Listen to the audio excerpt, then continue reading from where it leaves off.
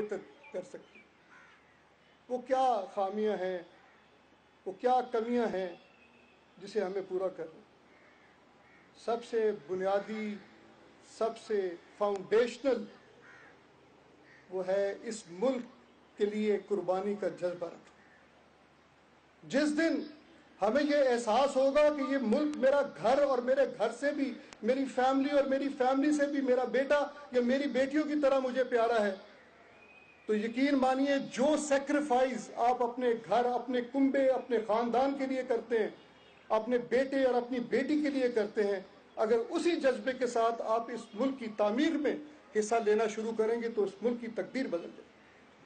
سر، آپ اپنے بچے کی تربیت میں غفلت برتتے ہیں؟ بہت کم لوگ ہیں جو برتتے ہیں۔ آپ اپنے بیٹے کو بددیانتی سکھاتے ہیں؟ بہت کم لوگ ہوں گے جو کرتے ہیں۔ آپ اپنے بچے کا حق مارتے ہیں؟ بہت کم لوگ ہوں گے جو کرتے ہیں۔ آپ نہیں چاہتے کہ آپ کے بچے کی تعلیم جو ہے سب سے بہترین ہو، اس کی تربیت انتہائی اعلیٰ ہو۔ اس لیے میں یہ بہت دفعہ عرض کر چکا ہوں کہ جو کچھ آپ اپنی ذات، آپ اپنی فیملی، آپ اپنے بچوں، آپ اپنے کنبے کے لیے کرنا چاہتے ہیں، وہی معیار اگر آپ اپنے اس ملک کی محبت میں، اس ملک کی ترقی کے لیے معیار اپنا معیار قائم کر لیں، تو یقین مانیے کہ چند سالوں میں، دنوں میں اگر نہیں تو چند سالوں میں اس ملک کی تقدیر جو ہے تبدیل ہو جائے۔ مگر ایک چیز آپ کو غور کرنی ہوگی، جس کے لیے آج ہمیں فیصلے بھی لینے پڑے، اور اس میں سب سے امپورٹنٹ آپ کے وسائل اور آپ کے ضروریات ہیں۔ یہ وسائل اور ضروریات میں پیرٹی ہونی چاہیے۔ اگر یہ امبیلنس کریٹ ہو گیا، ڈسپرپورشنیٹ ہو گئے، تو شاید ہمارے لیے مشکلات میں اور اضافہ ہوگا۔ وہ ترقی کی راہیں، وہ ترقی جس پہ ہم گامزن ہونا چاہتے ہیں، شاید اس میں ہمیں مشکلات درپیش ہوں۔ جو سب سے بنیادی مشکل، جس کا ذکر میں نے کئی دفعہ کیا ہے اور الحمدللہ آج وہ ایک کیمپین کی شکل اختیار کر گیا ہے، وہ ہے سر پانی۔ پانی جو انسان کی زندگی ہے، پانی جس سے انسان کا وجود جڑا ہوا ہے۔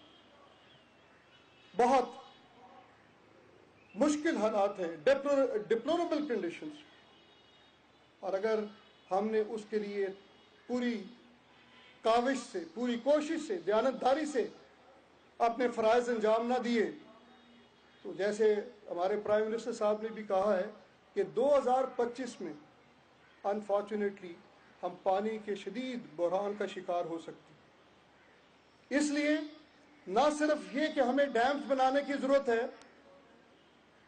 بلکہ یہ بھی کہ ہمیں پانی کی مینجمنٹ، پانی کے استعمال کی بھی بہت احتیاط کی ضرورت ہے۔ تو یہ دونوں put together would be a great sacrifice on part of the people of Pakistan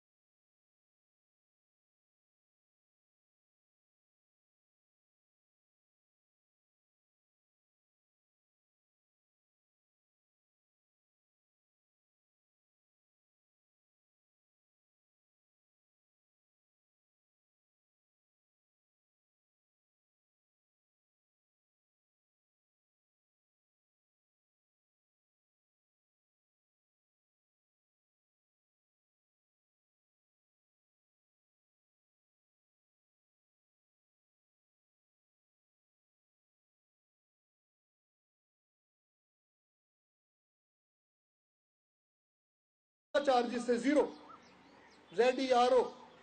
اور جب آج سے 4-5 ماہ پہلے ہم نے اس کے بارے میں کانشیسنیس کریٹ کی تو پھر پتہ کہ آپ کو کیا پانی پہ چارجز کلیم کیے جا رہے تھے؟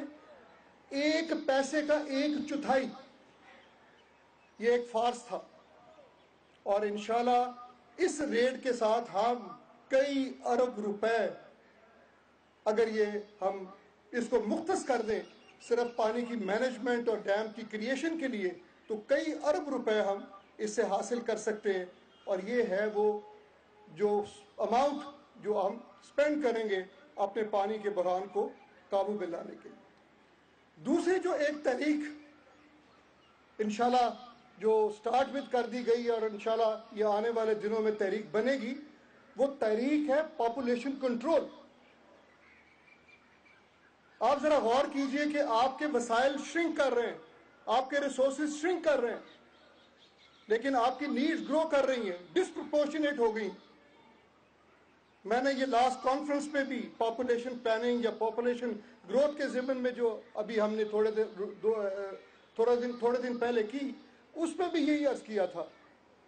وہ کیا کہ آئندہ آنے والے 30 سال کے بعد میرے محترم پاکستان کی آبادی 44-45 کروڑ لوگوں پہ مشتمل ہوگی، اور آپ کے جو ریسورسز ہیں وہ اس پرپورشن سے نہیں بڑھ پائیں گے. تو پھر آپ غور کیجئے کہ ہماری تعلیم کے شعبے میں، ہماری صحت کے شعبے میں، ہمارے جو دیگر وسائل ہیں ان کے استعمال کے شعبے میں ہماری کیا تکالیف ہوگی.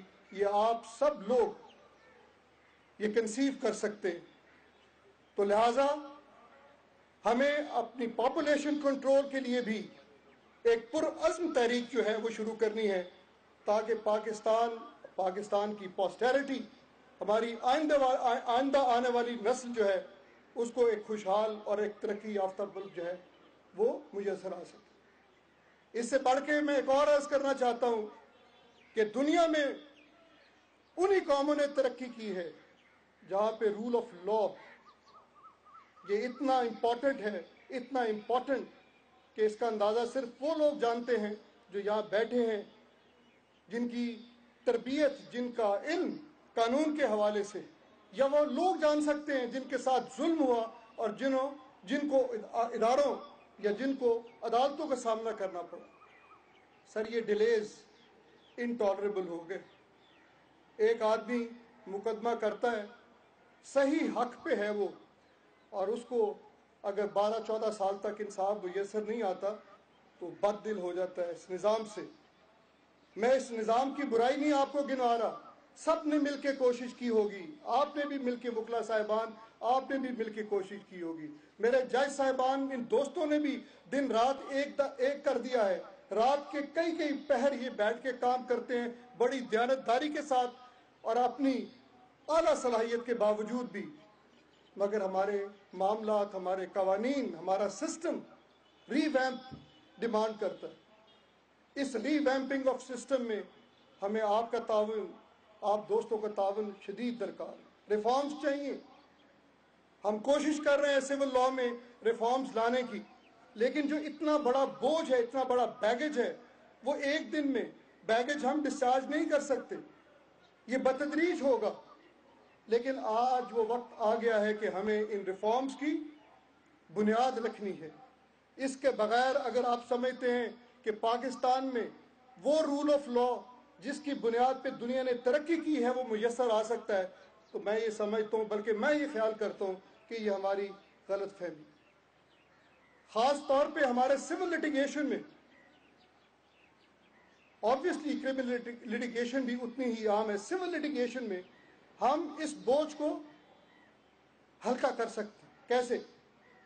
جو ہمارے یہاں میڈییشن کا، ہمارے یہاں آربیٹریشن کا، ریفرنس اور ریفری کا یہ جو سسٹم ہے، اس کو اگر ہم عملی طور پہ آسان طریقے سے اگر رائج کریں اور تربیت دیں، ہم آنے والی نسل کو اپنے قوانین یا وکلا جو ہمارے بن رہے ہیں، جو دوست ہمارے لا ایجوکیشن میں آنا چاہتے ہیں، this should be a part and parcel of our curriculum. یہ تربیت دینی چاہیے کیونکہ اس کے علاوہ سول لیٹیگیشن کے حوالے سے میں آپ سے عرض کر دوں ہمارے لیے بہت مشکلات ہیں، کیونکہ انفارچونیٹلی ایک ٹرینڈ ہے ہمارے قوم میں، سوسائٹی میں، لیٹیگیشن اورینٹڈ لوگ ہیں، بلا وجہ